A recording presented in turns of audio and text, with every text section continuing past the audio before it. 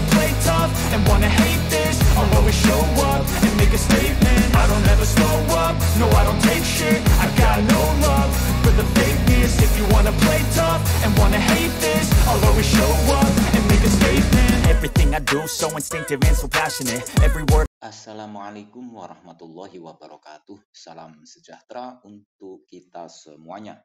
Jumpa lagi dengan Digital Edu, kabar terkini tentang revisi Undang-Undang ASN.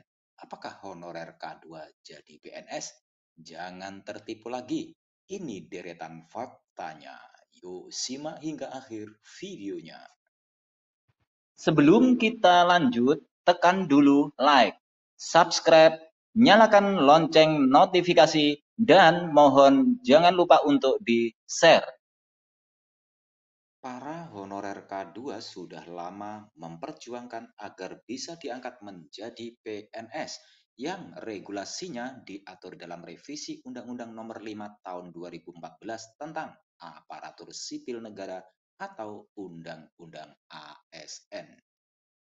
Tahun berganti tahun, sebagian honorer K2 menyerah dalam tanda kutip dalam upaya memperjuangkan status PNS karena revisi Undang-Undang ASN tak kunjung tuntas. Sudah banyak honorer K2, terutama guru, yang akhirnya ikut seleksi P3K tahun 2021 hingga 2022 dan berubah status menjadi ASN, pegawai pemerintah dengan perjanjian kerja. Namun masih banyak juga honorer K2, terutama tenaga teknis administrasi dan tenaga kependidikan yang belum terakomodir menjadi P3K.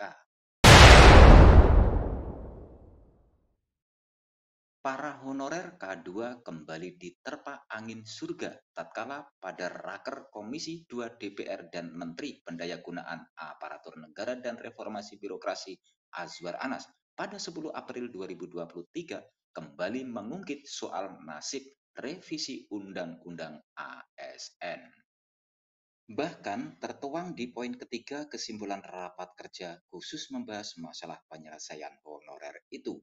Dalam rangka penguatan sistem merit dalam manajemen ASN, Komisi 2 DPR RI dan Kementerian Pan-RB sepakat untuk melakukan pembahasan revisi Undang-Undang Nomor 5 Tahun 2014 tentang aparatur sipil negara. Demikian bunyi poin ketiga pada kesimpulan rapat kerja tersebut. Sebelum kalimat kesimpulan khusus poin ketiga itu diketok palu, ada beberapa anggota Komisi 2 DPR yang menginterupsi dengan dua pertanyaan atau pernyataan tegas. Pertama, apakah sikap Menteri Azwar Anas soal kelanjutan revisi Undang-Undang ASN ini mewakili pemerintah? Pasalnya, Abdullah Azwar Anas hanya seorang menteri yang harus menjalankan perintah presiden. Percuma saja jika Azwar Anas menyatakan siap membahas revisi Undang-Undang ASN, tetapi Presiden Jokowi ternyata tidak sepakat. Anggota Komisi 2 DPR RI Gus Pardigaus meminta Menteri Anas tidak hanya pencitraan karena untuk urusan penyelesaian tenaga honorer juga belum ada kejelasan. Kedua, ada anggota Komisi 2 DPR yang menilai kalimat kesimpulan yang terkait revisi Undang-Undang ASN itu masih mengambang alias tidak tegas lantaran tidak menyantumkan tenggat waktu kapan revisi Undang-Undang ASN harus selesai. Terlebih sudah sekian lama revisi Undang-Undang ASN masuk agenda pembahasan, tetapi tidak kunjung kelar. Merespon hal tersebut, Menteri Anas dengan tegas menyatakan akan membahas revisi Undang-Undang ASN tersebut. Saya siap membahas revisi Undang-Undang ASN. Saya bicara mewakili pemerintah, kata Anas. Soal tenggat waktu penyelesaian revisi Undang-Undang ASN tetap saja tidak tercantum pada kesimpulan Raker, meski sudah ada anggota Dewan yang memintanya.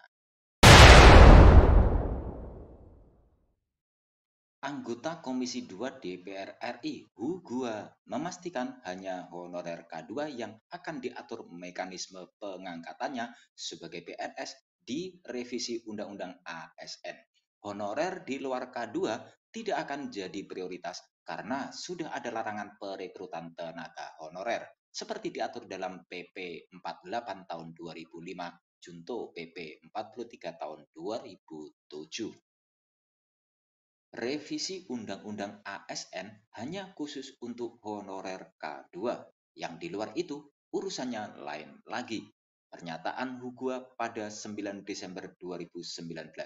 Mungkinkah honorer K2 bakal diangkat menjadi PNS seperti dikatakan Hugua pada 2019 silam? Mari kita cermati lagi kalimat kesimpulan pada saat raker di Komisi 2 DPR. Adakah kalimat yang menyiratkan bahwa revisi Undang-Undang ASN antara lain dalam rangka mengatur mekanisme pengangkatan honorer K2 menjadi PNS? Terlepas dari fakta tersebut, revisi Undang-Undang ASN merupakan inisiatif dari DPR. Mungkin nasib revisi Undang-Undang ASN bisa cerah jika menjadi rancangan undang-undang inisiatif pemerintah. RUU Revisi Undang-Undang ASN sudah masuk program legislasi nasional sejak 2017 sebagai RUU inisiatif DPR. Berlanjut lagi, RUU Revisi Undang-Undang Nomor 5 Tahun 2014 tentang ASN kembali masuk daftar RUU Prolegnas pada 2018 dan 2019.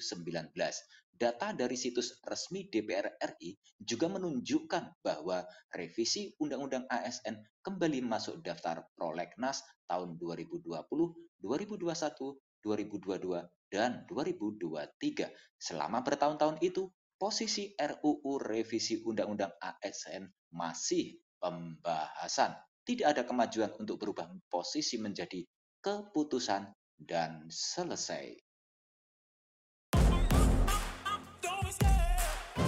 Demikian kabar hari ini, semoga bermanfaat. Terima kasih sudah menonton Digital Edu. Jangan lupa like, subscribe, dan nyalakan lonceng notifikasi agar selalu update info-info terbaru dari Digital Edu. Semoga kita diberi kemudahan dan kelancaran dalam segala urusan, diberi kesehatan, rezeki yang berkah, dan panjang umur. Saya mewakili Digital Edu, mohon maaf bila ada kekurangan. Sampai jumpa pada video selanjutnya. Sekian, wassalamualaikum warahmatullahi wabarakatuh.